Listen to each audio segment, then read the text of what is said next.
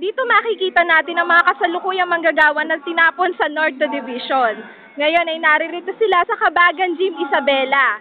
Ang bawat isa sa kanila ay tinapon sa iba't ibang lugar. Makikita natin dito ang aming kinikilalang pastor na si Michael, si Brad Michael po na tinapon sa Tuguegarao City.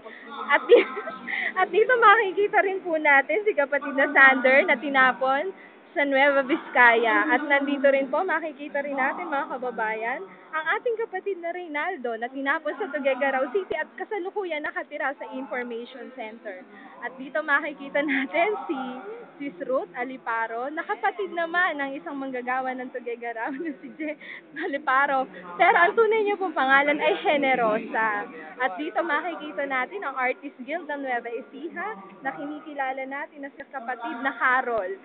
Ay, ayun pala. Ay, Joanne. Ayun pala. Sorry, nagkamali. Paki-edit na lang.